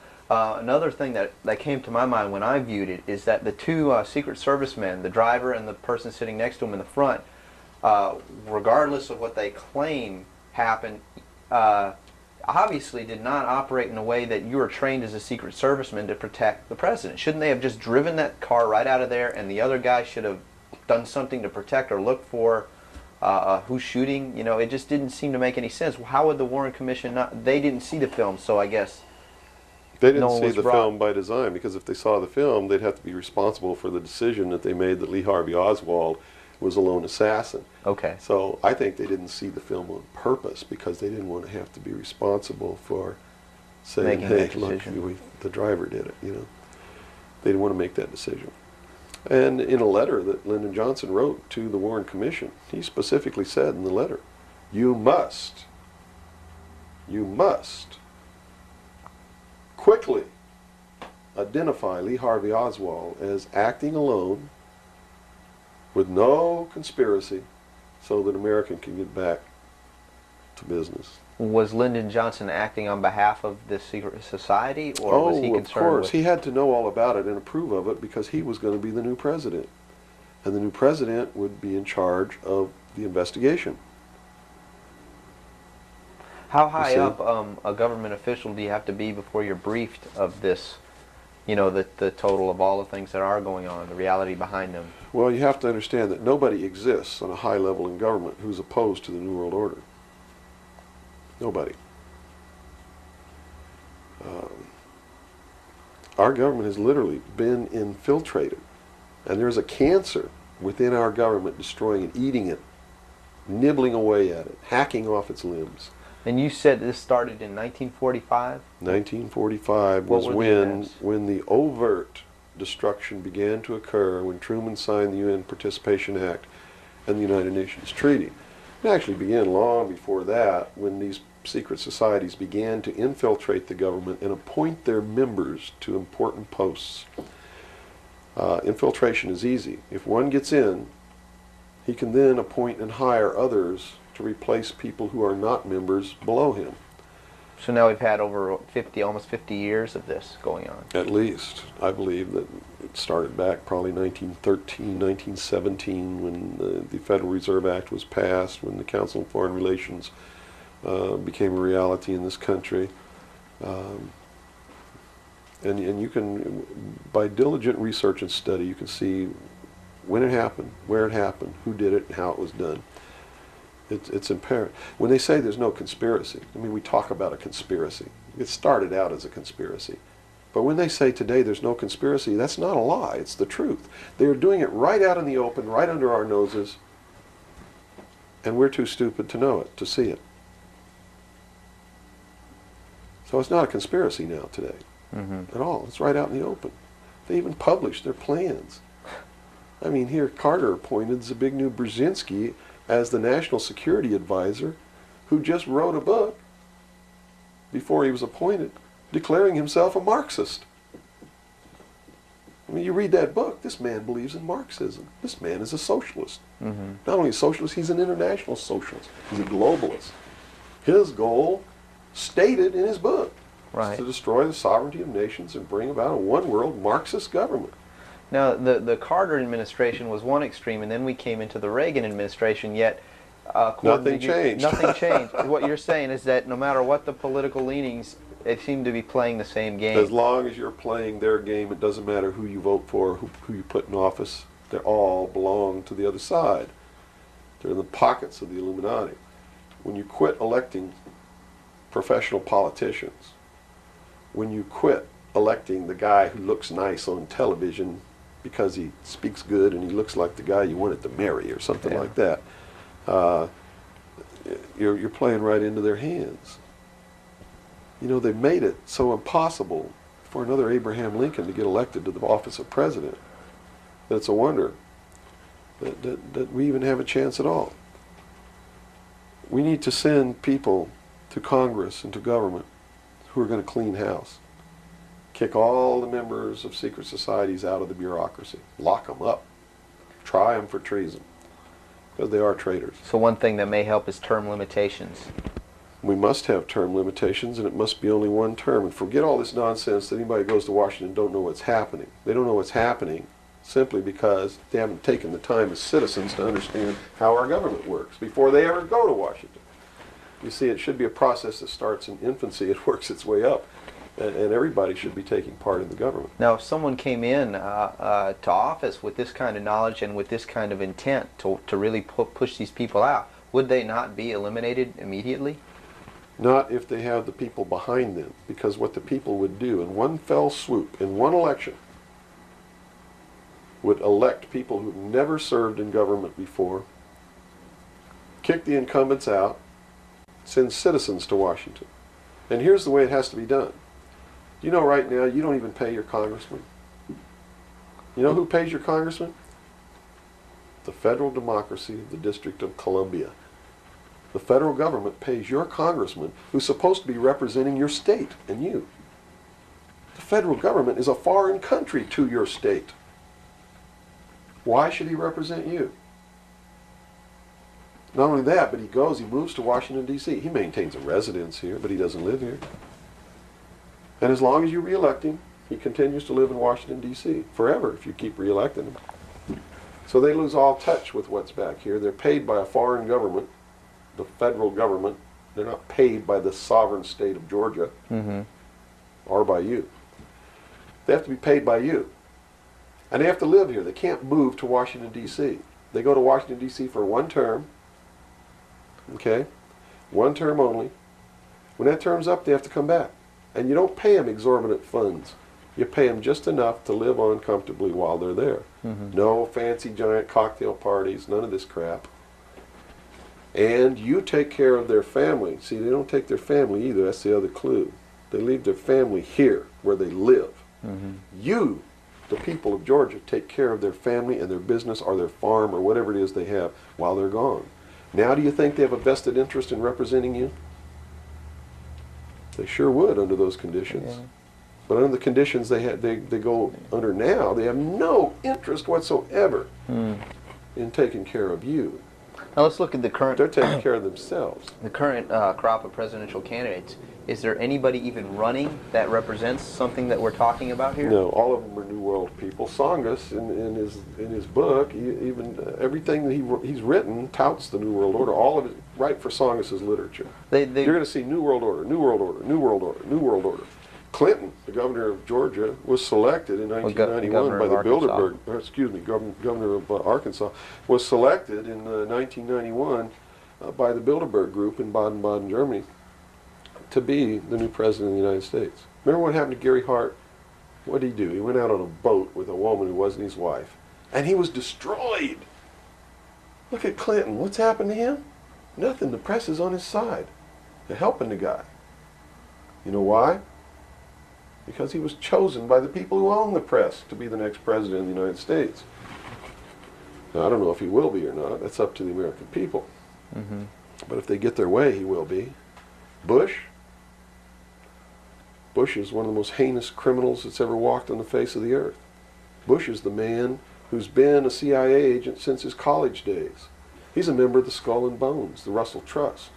He was initiated in a casket with a ribbon tied around his genitalia, which symbolizes that he's a priest in the temple of Isis. A pagan, this guy. This man is a member of the mystery schools. Well, he has the outward appearance of a good Christian, church-going Christian, no? They do whatever they have to be approved by the people, but in secret, they're not at all. This is a man who practices pagan religious rituals, magic. Doesn't matter what you think of all these things. I'm just telling you, this is what he does in secret. Mm-hmm. He is the man who, when he was chief executive officer, when he was president of the offshore division of Zapata Oil, organized and began the first large-scale drug smuggling operations into this country. George Bush is the one responsible for the drugs on the streets. And the war against drugs is not a war against drugs, it's a war against the Bill of Rights. We've already lost the Fourth Amendment in this war. That's true. And we're going to lose everything else. You watch on, it amazes me, people watch on Saturday night, cops, top cops, tough cops, 911. All of these stories that are glorifying the police state, and they're falling right into the manipulation. As they watch police with no search warrant, with no court order, break down people's doors, tear out their walls, rip open their mattresses. All in the name of the war on drugs. Pretty sneaky. It's pretty sneaky, all right. You see them stop people in the streets, and the guy's got $400 in his pocket. They don't press any charges. They didn't even have any reasonable suspicion to stop the person and search him. And what do? They take their money, and they don't give it back. And America's watching this. And the stupid idiots, yes, you stupid idiots, you sit there and watch it, not realizing that when you take away that man's freedom, you've also taken away your own. You see, because they can do the same thing to you. Just because you talk a way that they don't like you talking, or because you wear red shoes and they don't like red shoes, they can do the same thing to you. And under the new law, without a court order, without a search warrant, they can break down your door, they can rip open your mattresses, your couches, your walls, they can trash your house. All in the name of the war on drugs. And let's say they don't like the color of your shoes. All they have to do is drop a little pouch of cocaine in your living room, behind your couch, and find it and say, aha, you're a drug dealer. What happens then? Now they can confiscate your house, all your possessions, all your property, all your bank accounts, all your cars, boats, vacation cottages, whatever you have. And they can auction it off within 24 hours without ever even pressing charges against you. Without a court order, without due process, without just compensation. And there's not a damn thing that you can do about it. Not a damn thing. At least right now. At least right now. And the reason you can't do a damn thing about it is because you're the one who brought it about through your stupidity. You're mentally crippled. You're operating from a position of ignorance, apathy, abdication, irresponsibility. And we're losing our country, our freedoms, everything. Now, these are strong accusations of the American public. What do you hope to accomplish by angering the very audience that you want to watch and listen to you? Go prove me wrong. Go make me the idiot. In so doing, you're going to find out what the truth is, and maybe you'll wake your up. And if you do, maybe we can save our country. Because I don't really care at this point whether you get mad at me or not. My country's disappearing. My freedoms are disappearing. My daughter's going to live as a slave in the New World Order if you people don't wake up and help me. So, if I had a 2x4, literally, I would smack you upside the head with it. I don't care if you get mad at me. It's beyond that state. You know, I'm willing to put my life on the line. Why would I care if you get mad at me? Mm-hmm. You know? People say, well, don't you feel threatened? Don't you feel like your life is in danger? Are you kidding? You're the people who sent your sons and daughters to fight an illegal, immoral, unjustified war in the Middle East? And that didn't bother you a bit, that they might have got killed over there, and you're worried that I might get hurt or killed? Right here, really defending my country? Really fighting in defense of the Constitution? Right. You brought up the Persian Gulf War. That's something that's still on a lot of people's minds. Based on what you're saying, Should what was be. the reason for that war? They should feel really guilty. They should feel really bad about that. I mean, what about a Saddam Hussein that everyone seems to agree is you know, the evil man here, that we had the right to go in and punish, destroy, or whatever? Well, it's funny that the man who purported to want to destroy Saddam Hussein was the man who really built Saddam Hussein when he was in the Central Intelligence Agency. We have been building up Saddam Hussein's arsenal. His technology comes from us in the Soviet Union. We built him up to create that war. We did it for a purpose, and the purpose was, look at this. If George Bush knew what he was doing, how come he didn't know what he was doing? Here's what he said. We've got to send troops to the Middle East because we can't afford to pay $26 a barrel for oil. That's on tape. Next he comes out and he says, no, it's not about the price of oil. It's because Saddam Hussein's not going to stop at Kuwait. He's going to go into Saudi Arabia, and those are our friends, our buddies. So we got to go defend Saudi Arabia. And then James Baker says in a press conference, nope, it's not about Saudi Arabia. It's not about $26 a barrel for oil. It's about jobs. Folks, we're going to get you a job, and to do it, we're willing to kill your sons and daughters. Yes, sir, we're going to send them off to get killed so that you can have a job. Prosperity. That's what it's all about. Well, what was the actual scenario if we hadn't have gone in? Well, see, that's not the end of it yet. Then George Bush comes out and says, whoa, the White House is flooded for telegrams. They don't want their sons and daughters to get killed for a job. It's not about jobs. It's about naked aggression. Yes, sir, there's a little Hitler over there called Saddam Hussein. Yeah, and we're going to go destroy him because the world doesn't need another Hitler. Never mind Pinochet in Chile, who's another Hitler. Never mind all the other Hitlers in the world. Was that Never mind Tiananmen Square. Well, then, you know, then people would say, well, the American government's not interested in that because money is not in you know, it's the oil here. We're talking about money. No. So you're saying it's not even that. No. They've been planning this war for years. In fact, Arco Press wrote a book about it.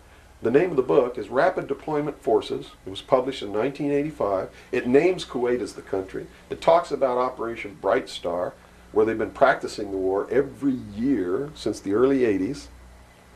Sending troops over there practicing the war. Liberating Kuwait. It's even named in the book. The whole thing was spelled out years ago. What it was all about was to establish the New World Order. You see, because for the first time in the history of the world, it's established the legal international precedent that the United Nations could pass a resolution and send its police force to enforce that resolution, and that the member nations would have to pay for that action. And George Bush said it very clearly, but nobody was listening, when he said, no longer will any nation stand against a world united. And with that action, he established the legal foundation in international law that the United Nations is now legally and overtly the one world government, and that the United States military forces and the other forces that were sent by other countries were established as the one world police force under the United Nations. Have you seen the new Air Force uniforms yet? Nowhere on them does it say United States or U.S. They are United Nations uniforms. Go look at them. What role in the Middle East again does Israel play in this? Israel was created as the instrument to bring about the Battle of Armageddon and the fulfillment of prophecy, a war that will be so terrible, where nuclear weapons will be used, so that the American citizens and the other people of the world will get down on their knees and beg for no more war. And what is the answer to that? They're going to be told the only way we can guarantee no more war is if we destroy the sovereignty of nations and we come together as one humanity in a one world government. Right. Now I'm telling you, unless the American people wake up and stop it, starting in about 1996, the Battle of Armageddon will become a reality. Not because two nations got mad at each other and decided to fight, and that's why Saddam Hussein was not destroyed. He will be the instrument that will bring that to pass. Right. Yeah, they purposely did not go in and do that. Saddam Hussein will be portrayed as the Antichrist. Babylon is in Iraq. Read the book of Revelations, whether you believe in the book or not. Read it, because the men who are bringing this about are using it as their script. Well, the UN did indeed charter Israel as a sovereign nation. They were the ones who created this state. That is correct. It was really created by Great Britain and the United States, with the United States being the major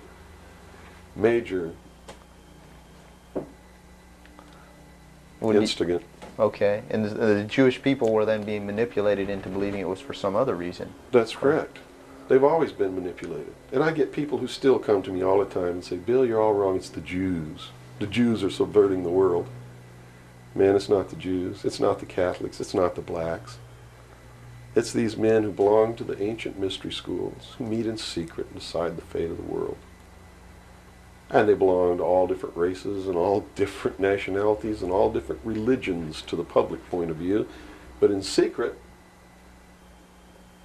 it's a different story. How about the European community? Here seems, based on your theory, another group of sovereign nations coming together to form one government. The European community, the EEC, was created by the Central Intelligence Agency, working through a lodge in Italy called the P2 Lodge. Propaganda 2 is the name of it, which is the intelligence arm of the Vatican. And Prince Bernard, who is the leader of the secret World Council that controls these secret societies around the world, called the Bilderberg Group.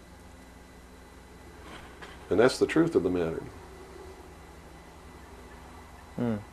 And well, during its creation, they just threw out Margaret Thatcher. She was really opposing this.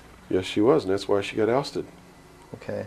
So did the Shah of Iran. So did Marcos. Anyone who opposes it gets ousted. That wasn't an overthrow of Marcos by the people in the Philippines. It was organized, instigated, and carried out by agents of the Central Intelligence Agency and the KGB. The overthrow of the Shah of Iran, our intelligence community is trying to tell us they didn't know anything about it. They didn't know what was happening. Bullshit. They organized it. They instigated it. They are the ones who caused it to come to pass. You see, because we didn't have a National Security Agency or a Central Intelligence Agency before the UN Participation Act was signed. And these organizations were created to bring about the one world government, the New World Order. And it had to be done in a manner that the people would not know that it was being done, and the only way they could do that was hide it behind the veil of national security. And the Cold War was a manipulation maintained to bleed the people of tax dollars to fund the creation of the police force of the New World Order, which is the Army, Navy, and Air Force and Marines of the United States and the Soviet Union. And the people didn't rise up in the Soviet Union and overthrow communism. It came from the top down because it had to be done. There has to be a bringing to the same level of all the peoples of the world to approximately the same political viewpoint, so there's not big disparity in order to be able to justify the merger of all these countries together. Well, who now is ruling the forces of the former Soviet Union? You have Yeltsin in now. Gorbachev supposedly went down, but we're not sure about that. Well, let me tell you this. From the beginning, there was never any war between the United States and the Soviet Union. It was created by those at the top to fund the New World Order and the New World Order's police force. At the highest levels of all countries, they all belong to the same club. And we, the people, sit back and we watch this grand drama which is being played out for our benefit, not theirs. If it wasn't for us, they wouldn't even have to do any of this. But you see, they just can't come out and destroy all of us because they need slaves. They need people to make their shoes and make their cars and mine the ore. They need worker bees, and that's what we are. In the New World Order, we will be the worker bees, the slaves. So the Orwellian view of the vision of the future wasn't too far off based on this scenario. George Orwell was just like me. He was a low-level member of British intelligence who was appointed to a position high enough where he saw the same documents that I saw. And he tried to warn the world just like I'm trying to warn the world, only he wasn't willing to take the risk that I'm willing to take. So he wrote it in a book called 1984 and spelled out exactly what's coming as a warning to the people of the world, as a work of fiction. But you notice that that work of fiction really stirred people up because they knew that it wasn't fiction. In their heart of hearts, everyone who's read that book knows that it's coming. It's a possibility. Most people won't recognize it overtly or publicly, because then, if they recognize it, they have to be responsible to do something about it. And that's what every one of you have been resisting all your life, is being responsible to do something about it, to get involved. That's why you'll walk away from a girl being raped on the street by a gang of thugs rather than go and try to help her. And I'm not talking to all of you. I know there's some of you out there just like me, but most of you are just exactly what I've just described. Most people are no better than animals who do not have intelligence because they don't use their intelligence. And to these men who control things behind the scenes, you are stakes on the table by choice and consent, and will always be ruled and manipulated and enslaved by people who do use their brains. As long as we're debunking some myths, because it's putting pieces of this puzzle together, I think, for a lot of people that may be watching. The hostage situation in Iran that got Carter out of office, is this another orchestration? And if so, how does it fit into the October surprise is no myth. There was a deal made. There was a deal made at the highest levels to keep the hostages until after Reagan was elected. You really believe that it was an accident, that it was a coincidence, that 30 minutes after Ronald Reagan was sworn in, took his oath of office, the hostages were released? Did they want Carter out? Are you really that naive? I can't believe it. Did they want Carter out? Yes, they wanted Carter out. They wanted Carter out. He wouldn't play by the rules? Or what was I don't know why they wanted him out, but they wanted him out. Carter was ineffective. He did not have the support of all the American people. They need people who can manipulate the American people so that they have their support. My message is to you is don't support anybody unless they're doing what we know to be right. Don't believe them. Don't fall for the manipulations. Double check everything they say. And that means you can't rely on the media as it is today either. Oh, of course not. All the media in this country, radio, television, and print, is all owned by 5 corporations. All of these corporations that own the media are owned and controlled, and members of the Council on Foreign Relations sit on their board of directors. Can you name those 5 corporations? Is that... Not off the top of my head. Okay. I could try, but I don't want to take a chance on being inaccurate. But you can trace that yourself. Okay. Remember, if you go down and you trace the ownership of a station or a newspaper and you get to a corporation, remember that somebody owns that corporation, and it's usually another corporation. But when you trace the interlocking of all these things, when you get to the top, there's 5. And all journalists know that there's some things you don't write about and you don't talk about because you'll lose your job. And that's where the control is. And that's why they pay anchormen like Dan Rather $2 million a year. because he doesn't question them. He knows that if he goes against them, he's going to lose $2 million a year. Do you think a man that looks pretty and sits in front of a TV camera for the 6 o'clock news is worth $2 million a year? No way. I don't care how long he works and I don't care what he does. There is no job worth $2 million a year. That's why they pay athletes these fantastic salaries. I was listening to the radio the other day. They just contracted to pay one player on one team $6 million a year. Can you believe this? And why is that? It's the Roman circus. What does the emperor do when the people become restive, and when the people are asking questions, and when the people don't like the policies of the emperor?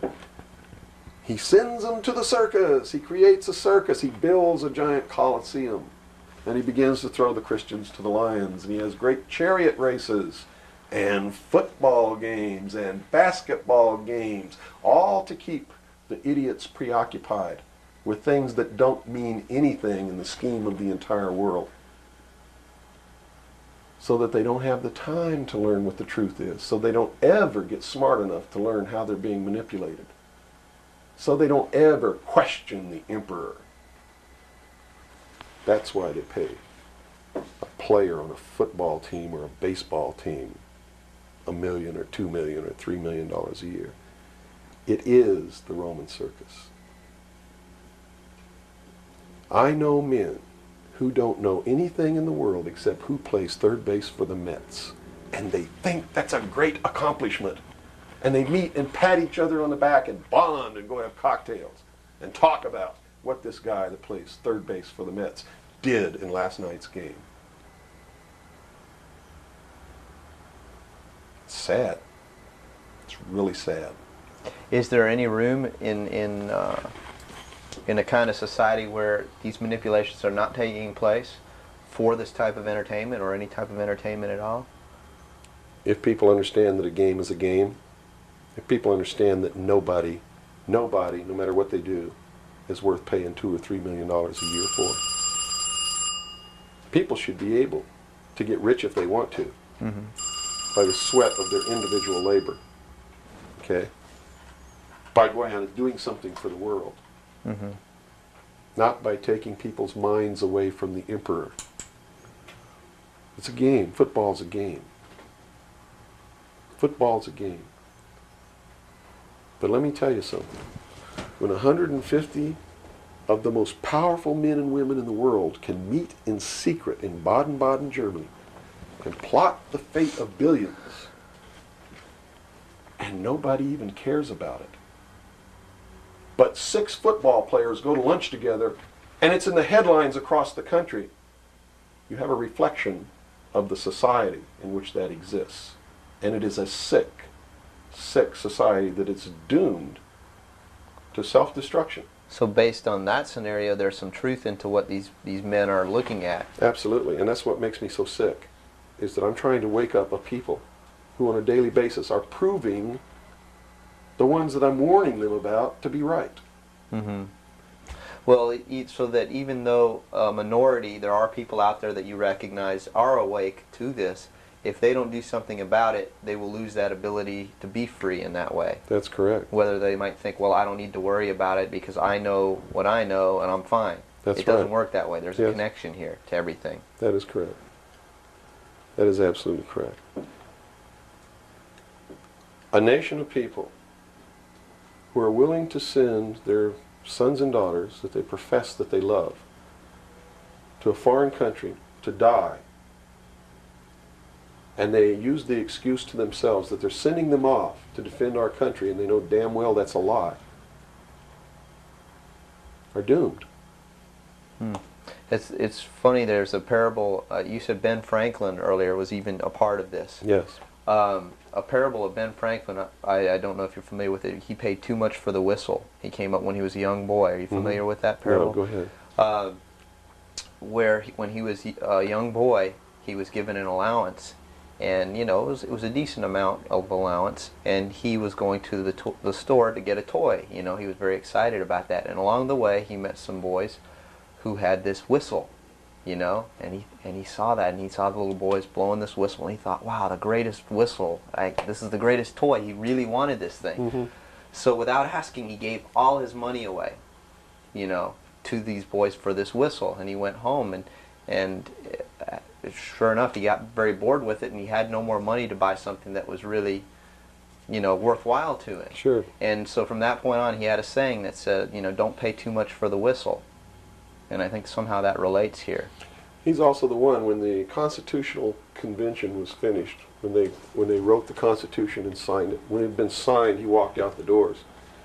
Someone outside, I forget who it was, I believe it was a reporter for one of the newspapers in the 13 colonies, asked him, he said, "What have you wrought, Ben?" Ben looked at him and he said, "A republic, if you can keep it."